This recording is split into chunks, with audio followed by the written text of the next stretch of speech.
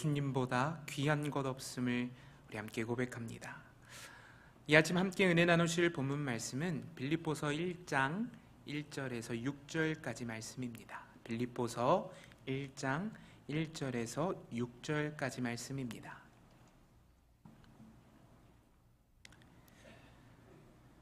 그리스도 예수의 종 바울과 디모데는 그리스도 예수 안에서 빌립보에 사는 모든 성도와 또한 감독들과 집사들에게 편지하노니, 하나님 우리 아버지와 주 예수 그리스도로부터 은혜와 평강이 너희에게 있을지어다. 내가 너희를 생각할 때마다 나의 하나님께 감사하며 간구할 때마다 너희 무리를 위하여 기쁨으로 항상 간구함은 너희가 첫날부터 이제까지 복음을 위한 일에 참여하고 있기 때문이라. 너희 안에서 착한 일을 시작하시니까 그리스도 예수의 날까지 이루실 줄을 우리는 확신하노라. 아멘. 아멘입니다. 1990년대 초반 도시 아이들이라는 아이돌 그룹이 부른 텔레파시라는 노래가 있습니다. 그 노래에 이런 가사가 있습니다. 눈빛만 봐도 알 수 있잖아. 옷깃만 스쳐도 우린 느낄 수 있어. 너는 지금 무엇을 생각하고 어디에 있니? 말을 안 해도 알 수 있잖아. 서로의 기분을 우린 읽을 수가 있어. 혹시 들어본 적이 있으십니까? 눈빛만 봐도 알 수 있잖아. 옷깃만 스쳐도 느낄 수 있어. 사실 그렇습니다. 사람은 자신이 품은 생각과 감정을 행동을 통해 나타내기 마련입니다. 눈빛, 손짓, 심지어는 호흡 소리에서도 우리의 감정이 묻어납니다. 이에 눈빛만 봐도 알 수 있다는 노래 가사가 나온 것 같습니다. 보통 여자의 직감은 이러한 남자들의 직감보다 훨씬 더 탁월하다고 이야기합니다. 저희 아내의 경우만 해도요, 제 숨소리만 들어도 제가 무엇을 꿍꿍이를 꾸미고 있는지 다 알아챈다는 말을 해주었습니다.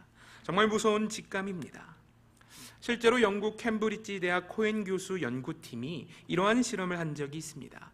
8만 5천 명의 사람들을 모아두고요, 그 사람들에게 특정 사람의 눈 사진만 보여주고 그 사람의 감정이 어떠한지를 물어보았습니다. 눈만 보고 어떤 감정을 품고 있는지 읽으라는 것입니다.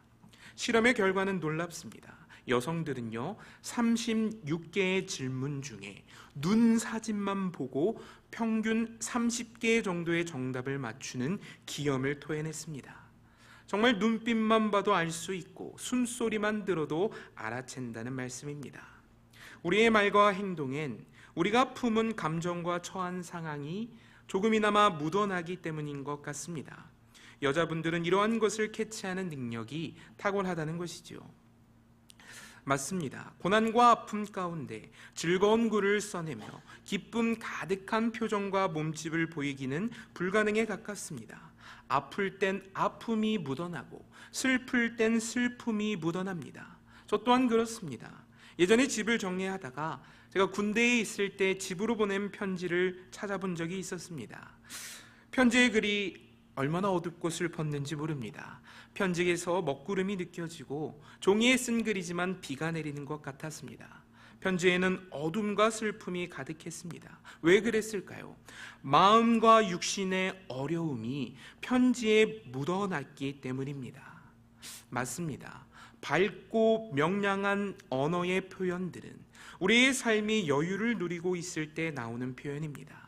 기쁘지 않은데 기쁨을 말하고 평강이 없는데 어찌 평강을 말할 수 있겠습니까? 그렇다면 이 아침 성도님들께 여쭙고 싶습니다. 우리가 함께 읽은 본문에서 느껴지는 사도 바울의 감정이 무엇입니까? 다시 질문드립니다. 빌립보서에서 묻어나오는 사도 바울의 감정이 무엇입니까? 바로 기쁨입니다. 빌립보서를 관통하는 핵심 단어 중에 하나가 바로 기쁨입니다. 4장밖에 되지 않는 짧은 서신 속에 이 기쁨이라는 단어가 총 14번이나 사용되었습니다. 이에 NAC 주석은 빌립보서는 빌립보 교회를 향한 사도 바울의 땡큐 카드와 같다라고 설명합니다. 편지 속에 은혜와 평강이 느껴지고 기쁨과 충만함이 묻어나오기 때문입니다. 헌데 성도님들, 이 빌립보서를 쓰고 있는 사도 바울은 어디에 있었습니까? 로마 감옥에 있었습니다. 빌립보서는 옥중서신입니다. 감옥에서 쓴 편지라는 것입니다. 감옥이라는 곳이 어떠합니까? 억압과 압제가 있고 배고픔과 추위가 있는 곳이 감옥입니다. 사슬에 묶여 자유가 없는 곳이 감옥이지요. 고통과 아픔의 장소가 바로 감옥입니다. 기쁨, 은혜, 평강, 감사를 찾아볼 수 없는 어두운 장소입니다. 그런데 이러한 감옥에 갇힌 바울이 그의 편지를 통해 묻어내고 있는 감정은 기쁨이요, 은혜요, 평강이라는 것입니다. 너무도 놀랍지 않습니까? 어떻게 감옥 안에 있는 사람이 감옥 밖에 있는 이에게 기쁨을 말하고 사슬에 묶여 있는 이가 자유한 이에게 평강과 감사를 말할 수 있겠습니까? 기쁨이라고는 조금도 찾아볼 수 없는 깊은 감옥에서 그는 빌립보서를 통해 상황과 환경을 초월한 기쁨과 감사, 평강을 나타냅니다. 너무도 놀랍지 않습니까? 어떻게 이렇게 할 수 있겠습니까? 그 이유는 이렇습니다. 바울은 감옥이 아닌 그리스도 예수 안에 있는 자였기 때문입니다. 눈으로 보기에 그는 감옥 안에 갇힌 자였지만 믿음의 눈을 들어 볼 때 바울은 여전히 주님 안에서 철저한 하나님의 돌보심 가운데 놓여 있는 하나님의 사람이었습니다. 사랑하는 성도님들, 주님 안에 거하며 참된 기쁨과 자유를 누리는 우리가 되길 축복합니다. 풍랑 중에도 튼튼한 집안에 있으면 평안을 누릴 수 있듯이 삶의 풍파가 밀려와도 주님 안에는 평안이 있습니다. 본문 1절에 바울은 이러한 말로 편지를 시작합니다. 1절 말씀입니다. 그리스도 예수의 종 바울과 디모데는 그리스도 예수 안에서 빌립보에 사는 모든 성도와 또한 감독들과 집사들에게 편지하노니. 아멘. 바울은 자신의 편지를 받는 이들을 그리스도 예수 안에서 빌립보에 사는 자들이라고 말합니다. 겉으로 보기엔 빌립보 지역에서 삶의 터전을 잡아 사는 자들이지만 실상 그들은 그리스도 안에 있는 자들이었다라는 말씀입니다.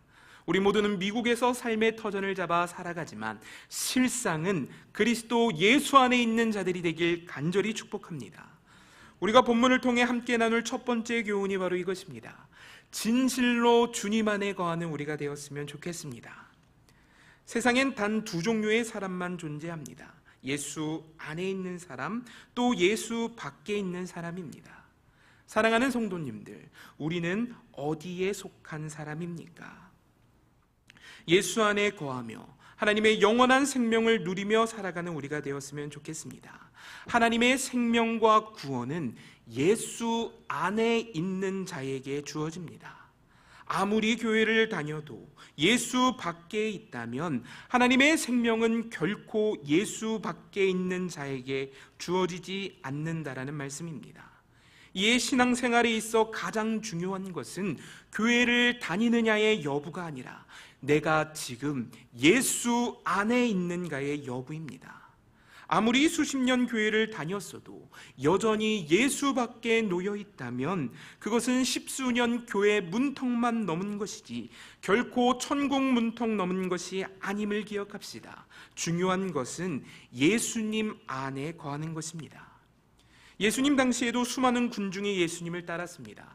가르침과 기적의 현장 가운데 수만 명의 사람들이 예수와 함께 있었습니다.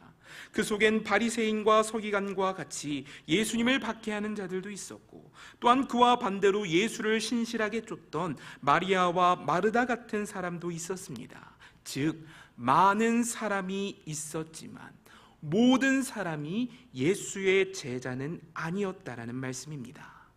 같은 장소에서 같은 가르침을 들었음에도 예수 안에 있는 자들과 예수 밖에 있는 자들이 있었다라는 것이지요.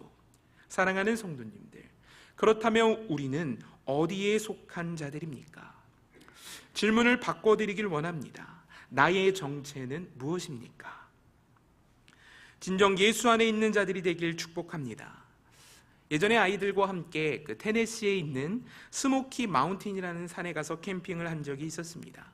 캠핑장 안에 굉장히 큰 계곡이 흐르고 있었는데요, 제가 워낙 물고기 잡는 것을 좋아해서 아이들과 함께 계곡에 통발 설치해 두었습니다. 통발이 무엇인지 아십니까? 이렇게 그물로 생긴 통인데요, 그걸 계곡에 두면 밤새 그 물고기들이 그 통발 속으로 들어갑니다. 밤이 지나고 아침이 돼서 아이들과 함께 통발을 찾으러 나갔습니다. 밧줄을 탁 당겨보는데 묵직한 것이 대박이구나 생각했습니다.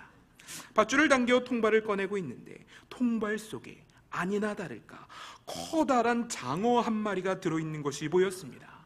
얼마나 신이 났는지 모릅니다. 아이들에게 소리를 치며 말했습니다. 애들아, 아빠가 엄청난 장어를 잡았으니까 빨리 가서 엄마를 데려와. 떨리는 마음에 통발을 마저 잡아당기고 통을 준비한 후에 지퍼를 열어 잡힌 물고기들을 통 속에 쏟아부었습니다. 엄청난 크기의 장어였습니다. 그런데 조금 이상한 점이 있었습니다. 제가 아는 그 장어의 눈은 보통 선한 눈이었습니다. 우리가 장어의 눈을 보면 보통 눈이 둥그러니 순박한 느낌을 내기 마련입니다. 그런데 제가 잡은 장어의 눈빛은 굉장히 전투적이었습니다. 눈이 옆으로 확 찢어지고 눈빛이 살아있는 것이 저를 바라보고 있는데 소름이 돋을 정도였습니다. 이상한 점은 더 있었습니다. 보통 장어의 껍질은 부드러운 것이어야 할 텐데 이 장어의 껍질에는 조금 이상한 무늬 같은 것이 있었고, 장어는 보통 혀를 내밀고 메롱메롱을 하진 않지요. 근데 제가 잡은 장어는 저를 매서운 눈빛으로 바라보면서 이상하게도 혀를 내밀고 메롱메롱을 하고 있었습니다. 맞습니다. 그의 정체는 장어가 아닌 뱀이었습니다. 엄청난 크기의 뱀이었던 것이죠. 사랑하는 성도님들, 우리의 정체는 무엇입니까?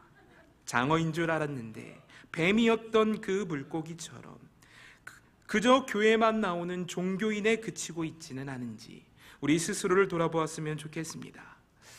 이어룡 박사는 자신의 책 아들이여 이 사나를 이라는 책을 통해서 이 땅에 신앙생활하는 이들에게 질문합니다. 강력하게 묻습니다. 수십 년 신앙생활했다고 하지만 우리가 예수 안에 있는 사람인지 예수 밖에 있는 사람인지 스스로의 위치를 제대로 모르고 있지는 않으십니까?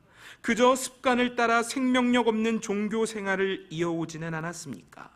진정 주님 안에 거하며 주의 음성을 들으며 하나님이 나에게 주시는 하늘의 공급을 누리며 살아갑니까? 사랑하는 성도님들, 우리 스스로를 향해 되물었으면 좋겠습니다. 예수 안에 거하고 계십니까? 예수 안에 들려지는 생생한 생명의 말씀을 통해 힘을 얻고 소망을 품으며 넘어진 자리를 박차고 일어나 생명을 향해 나아가고 계십니까?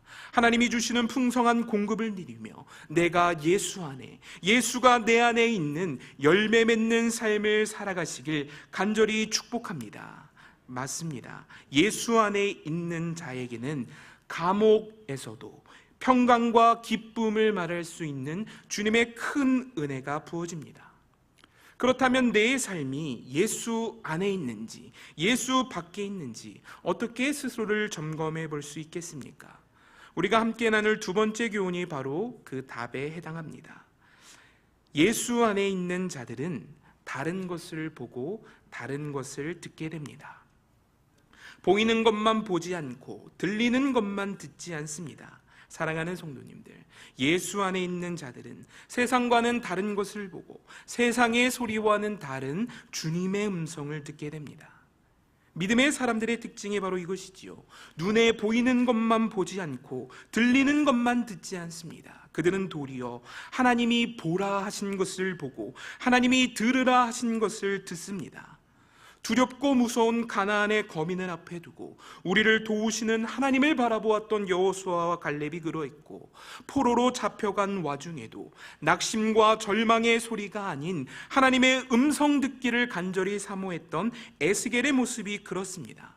눈에 보이는 것은 가나안 거민이었고 귀에 들리는 것은 실패와 절망의 소리였지만 믿음의 사람들은 보이지 않는 하나님을 보았고 세상이 들을 수 없는 하나님의 말씀을 들었다라는 말씀입니다. 사랑하는 성도님들, 하나님이 보여주시는 것을 보고 하나님이 들으라 하시는 것을 들을 수 있는 우리가 되길 간절히 축복합니다. 오늘 본문의 바울도 그렇습니다. 눈에 보이는 것은 그저 절망이었습니다. 눈에 보이는 것은 감옥에 갇혀 아무것도 할 수 없는 쇠사슬에 묶인 비참한 자신의 모습이었습니다. 낙심과 절망의 상황입니다. 허나 그 속에 그가 바라본 것은 무엇이었습니까? 하나님의 일하심이었습니다. 우리 본문 3절 말씀을 함께 읽겠습니다. 본문 3절 말씀을 제가 읽겠습니다. 내가 너희를 생각할 때마다 하나님께 감사하며. 3절에 바울은 감사를 고백합니다. 이어지는 4절 말씀입니다. 간구할 때마다 너희 무리를 위하여 기쁨으로 항상 간구함은. 3절에 감사를 고백했던 바울이 4절에 이르러는 기쁨을 고백하지요.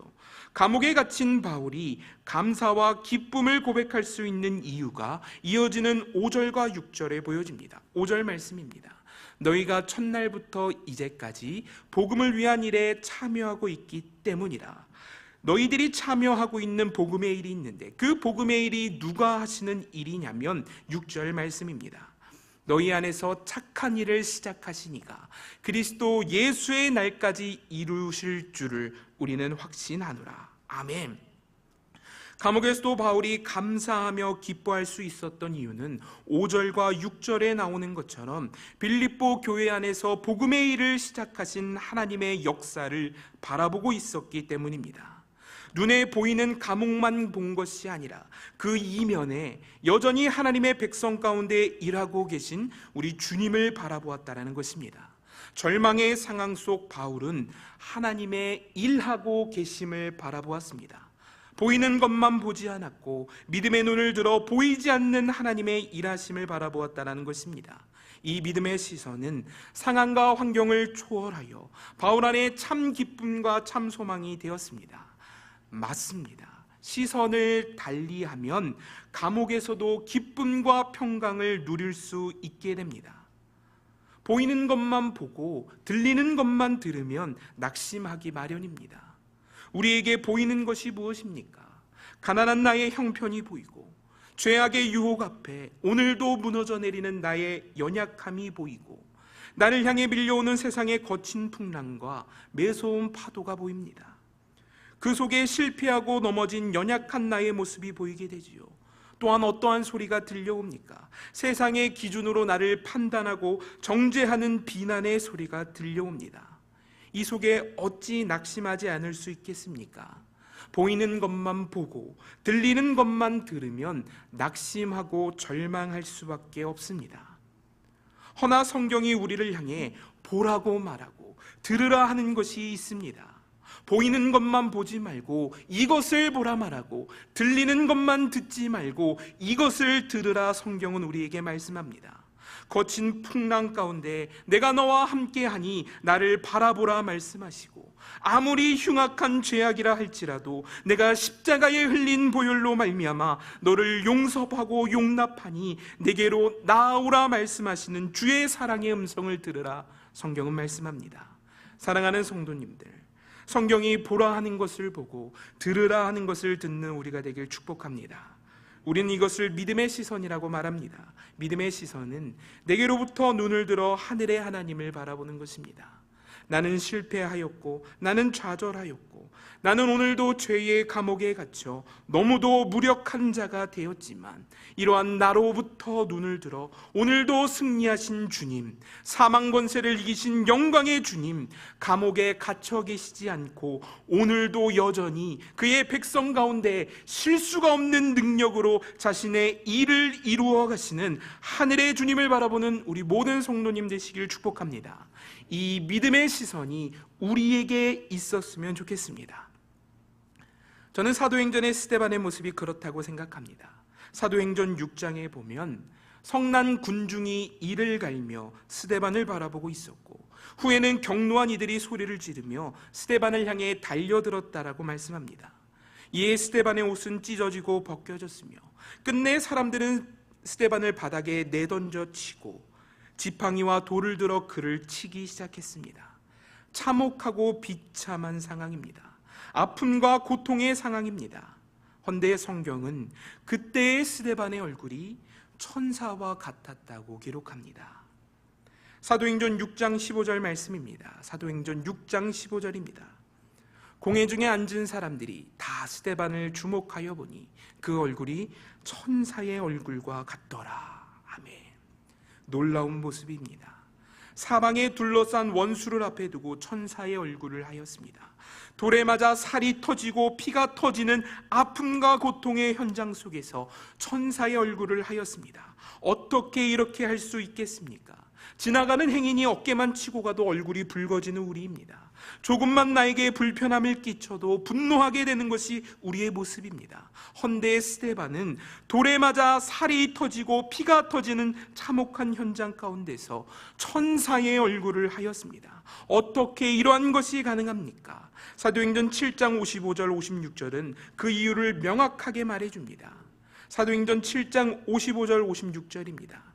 스데반이 성령 충만하여 하늘을 우러러 주목하여 하나님의 영광과 및 예수께서 하나님 우편에 서신 것을 보고, 다음 절입니다. 말하되 보라, 하늘이 열리고 인자가 하나님 우편에 서신 것을 보노라 한대. 주님 안에서 주님을 보았습니다. 고난 앞에 스데반은 고난이 아닌 주님을 보았습니다. 숨이 떨어지기 직전 스데반이 보았던 것은 하나님의 영광과 하나님 우편에 서신 예수님의 모습이었습니다. 하나님 보좌 우편에 서서 두 팔을 벌려 자신을 맞아주시는 예수님을 보았다라는 것입니다. 사랑하는 성도님들, 눈에 보이는 것만 보지 말고 주님을 바라봅시다. 귀에 들리는 것만 듣지 말고 주의 음성 듣기를 축복합니다. 남서울교회 화종부 목사님은 성도의 삶에 대해 이렇게 말씀합니다. 남들이 울 때 울고, 남들이 불평할 때 불평하고, 남들이 할 수 없다고 생각할 때 할 수 없다고 말해서는 안 됩니다. 성도는 남들이 보지 못하는 것을 보고, 남들이 소유하지 못한 것을 소유하고, 남들이 알지 못하는 것을 알며 남들과 다른 세상을 살기 때문입니다. 주님 안에서 성도들은 믿음으로 말미암아 감옥에서도 가장 아름다운 서신을 쓸 수 있는 힘이 있습니다. 사랑하는 성도님들, 감옥에서 절망과 두려움을 느끼는 것은 당연합니다. 거친 파도를 앞에 두고 아무것도 할 수 없는 무력함에 좌절하고 실망하는 것은 당연합니다. 주님의 음성이 없고 주님의 은혜가 보이지 않는다면 감옥은 여전히 두렵고 어두운 공간입니다.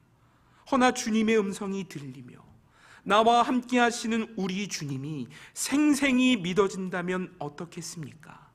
하늘보다 크신 주님이 나와 함께 하시며 온 천지 만물을 지으신 능력의 주님이 나를 안위하고 계신다라는 것이 생생히 믿어진다면 어떻겠습니까? 홍해가 두렵겠습니까? 가나안이 두렵겠습니까? 광야길이 두렵겠습니까? 주의 음성과 임재 앞에 무엇이 우리를 두렵게 할 수 있겠습니까? 감옥 안에서도 가장 아름다운 서신을 써낼 수 있는 힘이 바로 주님 안에서 주님을 바라볼 때 주어집니다.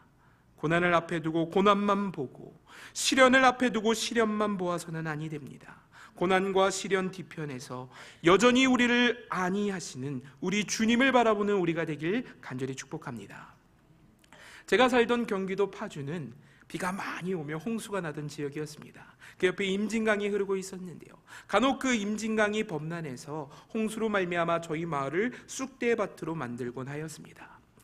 제가 기억하기로는 1999년 7월 29일 저녁, 그날도 어김없이 무수히 많은 비가 내리던 날이었습니다. 바깥에는 청둥 번개가 쏟아지고 있고요, 무수히 많이 내리는 쏟아지는 빗소리에 있어서 두려움과 공포에 떨고 있었습니다. 그러던 순간 갑자기 마을 전체를 울리는 사이렌 소리가 나기 시작했습니다. 엥, 엥, 엥. 기가 아플 정도로 큰 사이렌 소리가 울렸습니다. 무엇이었냐면 임진강이 범람해서 우리 마을로 물이 들어오고 있었던 것이었습니다. 그 사이렌 소리에 깜짝 놀라 침상을 걷어차고 거실을 향해 뛰어나갔습니다. 저는 거실에 있는 모습을 보고 제 안을 가득 사로잡고 있었던 두려움과 공포를 이겨낼 수 있었습니다. 거실엔 무엇이 있었냐면 피난을 완벽하게 준비하고 계신 우리 부모님들의 뒷모습이 보였습니다. 혼자 있을 땐 두렵고 떨리고 어두운 상황이었지만 극심하게 크게 울리는 사이렌 소리에 의해서 공포에 빠진 나였었지만 이 모든 것을 알고 미리 예비하고 계신 부모님의 뒷모습을 바라볼 때 여전히 비가 내리고 있었고 여전히 큰 사이렌 소리가 울리고 있었지만 부모님의 존재로 인하여 평안을 누릴 수 있게 되었다라는 말씀입니다. 사랑하는 성도님들, 풍랑 앞에서 하나님을 바라봅시다. 그는 우리를 향하여 실수가 없는 분이시며 그는 우리를 향하여 우리를 사랑하사 자기 아들을 아끼지 않고 내어주신 하늘의 하나님입니다. 그는 우리를 고난 가운데에 내버려 두지 않으며 심판 가운데에 버려두지 않으며 고아와 같이 버려두지 아니하시고 아들을 십자가에 죽이시기까지 우리를 자녀 삼고 싶어 하시는 하늘의 하나님입니다. 그 하나님을 바라볼 수 있는 우리가 되길 간절히 축복합니다. 주님 안에 있는 자들은 다른 것을 보고 다른 것을 듣게 됩니다. 또한 오늘 우리가 함께 읽은 본문에는 주님 안에 있는 자들이 가진 특별한 공통점이 또 하나 드러납니다. 우리가 함께 나눌 세 번째 교훈입니다. 그것은 바로 주님 안에 있는 자들은 복음의 일에 참여하게 된다는 사실입니다. 우리 본문 5절 말씀을 함께 읽겠습니다. 제가 읽겠습니다. 본문 5절 말씀입니다. 너희가 첫날부터 이제까지 복음을 위한 일에 참여하고 있기 때문이라. 빌립보 교회는 복음의 일에 참여하는 교회였습니다. 사랑하는 성도님들, 주님 안에 있는 자들에게는 복음의 일이 나타납니다. 메마른 땅을 살리는 복음의 일, 원수를 돌이켜 하나님의 자녀 삼는 놀라운 복음의 일, 하나님이 시작하시고 완성하셨으며 그리스도 예수의 날까지 온전히 이루시는 놀라운 복음의 일, 주님 안에 있는 자들에게는 이러한 복음의 일이 나타납니다. 이 복음의 일이 얼마나 놀라운 일인지 아십니까? 능력에 제한이 있고 실수가 많은 사람의 일이 아닙니다. 복음의 일은 실수가 없으며 능력에 충만하신 하나님이 하시는 일입니다. 맞습니다. 하나님이 하시는 복음의 일에는 불가능과 실수가 없습니다. 이에 요한복음 15장 7절은 주님 안에 거하며 복음의 일을 경험하는 것을 이렇게 기록합니다. 요한복음 15장 7절입니다. 너희가 내 안에 거하고 내 말이 너희 안에 거하면 무엇이든지 원하는 대로 구하라. 그리하면 이루리라. 주님 안에서 복음이 일하게 될 때 무엇이든 원하는 대로 구하면 그것을 이루시는 주님의 응답이 있을 것이라 말씀합니다. 그렇습니다. 성경은 불가능이 없는 복음의 일을 우리에게 무수히 말해주고 있습니다. 복음이 일하는 곳에 하늘에서 불이 떨어지는 기적이 있었고, 복음이 일하는 곳에 반석에서 물이 뿜어져 나왔으며, 복음이 일하는 곳에 굶주린 사자굴 속에서도 믿음의 사람들이 구원을 얻는 놀라운 이적의 역사가 있었으며, 하나님의 임재와 일하심 가운데 믿음의 사람들이 풀무불 가운데에서도 머리털 하나 상하지 아니하는 놀라운 복음의 일이 있었습니다. 복음이 일하는 곳엔 죽은 자가 살아나는 기적이 있었고, 예수를 핍박하던 이가 도리어 예수를 전하는 이로 변화되는 놀라운 기적의 역사가 복음이 일하는 곳엔 있었습니다. 빌립보 교회는 이러한 복음의 기적을 경험한 교회였습니다. 하나님이 하시는 복음의 일을 누가 막겠습니까? 달리는 기차를 향해 아무리 개가 짖어도 기차는 달려갑니다. 개가 짖건 말건 기차는 달려갑니다. 하나님이 하시는 복음의 일이 그렇습니다. 그 일을 누가 막을 수 있겠습니까? 성경은 하나님의 능력에 대하여 어떤 견고한 진도 무너뜨리는 하나님의 능력이라고 말합니다. 어떤 견고한 진도 무너뜨리는 하나님의 일하심이라고 설명합니다. 다 찾아볼 수는 없겠지만 사도행전 16장은 빌립보 교회의 개척 이야기를 담고 있습니다. 그런데 그 내용이 굉장히 놀랐습니다. 복음의 일하심이 빌립보 교회의 개척 가운데 나타났다라는 것입니다. 16장 4절에 보면 사람의 마음을 열어 제껴 주의 말씀을 듣게 하시는 복음의 일이 나타납니다. 아무리 완고한 마음을 가진 자라 할지라도 주님이 그 마음을 열어 제끼면 열리게 되는 것입니다. 이어서 18절 말씀에 보면 귀신을 쫓아내는 놀라운 복음의 일이 나타납니다.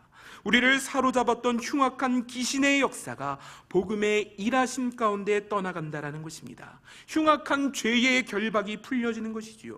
26절 말씀에 이어지는 것을 살펴보면 바울과 실라가 깊은 감옥에 갇혀 찬송과 기도로 하나님 앞에 예배할 때 감옥의 문이 터져 열리는 놀라운 복음의 일이 기록되어 있습니다. 이 놀라운 광경을 목격한 간수들이 예수를 믿게 되지요. 사람이 변화되고 귀신이 떠나가며 굳게 갇힌 감옥의 문이 열리게 되어지는 복음의 일을 경험했던 자들이 바로 빌립보 교회의 성도들이었다라는 것입니다. 사랑하는 성도님들, 우리 교회 안에서도 빌립보 교회와 같이 불가능이 없는 복음의 역사가 나타나기를 간절히 축복합니다. 완고한 마음을 가졌던 이들이 하나님의 말씀 앞에 고꾸라지는 복음의 일, 그토록 날 괴롭고 못살게 굴었던 원수와도 같은 자들을 도리어 사랑하고 용서하게 되는 말도 안 되는 복음의 일, 흉악한 죄인인 내가 하나님 앞에 나아가 우리 주님을 찬송하며 기쁨으로 예배하는 복음의 일, 이 복음의 일이 풍성하게 되어지기를 간절히 축복합니다. 오늘 본문 7절 말씀은 이 복음의 일을 시작하고 이루신 분을 전능하신 하나님이라 말씀합니다. 누가 시작한 일이라고요? 하나님이 하신 일입니다. 누가 완성하신 일이라고요? 하나님이 완성하신 일이랍니다. 그렇다면 그리스도의 예수의 날까지 그것을 이루시는 분은 또 누구십니까? 하나님이라고 성경은 말합니다. 내 의지와 결단, 노력이 복음의 일을 해내는 것이 아님을 기억합시다. 사슬에 묶인 이가 아무리 노력한다 하여 감옥문이 열리겠습니까? 사람의 힘에 홍해가 갈라지고 사람의 결단에 여리고가 무너지겠습니까? 컵을 들고 바다의 물을 모조리 퍼내 마르게 할 수 있겠습니까? 불가합니다. 우리가 얼마나 실수가 많고 무능한 자들입니까? 연약한 사람의 힘으론 불가합니다. 허나 하나님으론 가능합니다. 하나님이 일하셔야 감옥문이 열리고 하나님이 일하셔야 홍해가 갈라지며 하나님이 일하셔야 죄인이 의인되는 변화의 역사가 나타납니다. 다시 한번 강조합니다. 복음은 하나님이 하시는 일입니다. 이 하나님의 우리 가운데 충만하게 나타나기를 축복합니다. 말씀을 마치겠습니다. 바울은 주님 안에서 주님을 바라보고 주님의 일하심을 확신했기에 깊은 감옥에서도 기쁨과 감사의 편지를 써내려갈 수 있었습니다. 맞습니다. 사랑하는 성도님들, 눈에 보이는 것이 전부가 아닙니다. 보이지 않는다 할지라도 하나님은 여전히 우리를 위해 일하고 계시며 그의 신실하심과 사랑의 풍성함을 따라 우리를 보호하시며 지키십니다. 존 파이퍼 목사님은 이렇게 말했습니다. 하늘에 가득한 구름이 일출을 볼 수 없도록 우리의 시선을 가린다 할지라도 하나님은 구름 뒤에서 여전히 찬란한 일출을 그리고 계신다. 구름의 일출이 가려 보이지 않는다 할지라도 보이지 않는 구름 너머에서 우리 하나님은 오늘도 여전히 찬란한 일출을 만들어내고 계십니다. 주 안에서 하나님을 보고 하나님을 바라보며 하나님을 신뢰하는 가운데 복음의 일이 풍성한 삶을 살아갈 수 있는 우리 모든 성도님 되시길 간절히 축복합니다. 우리 시간 함께 기도하며 나아갑시다.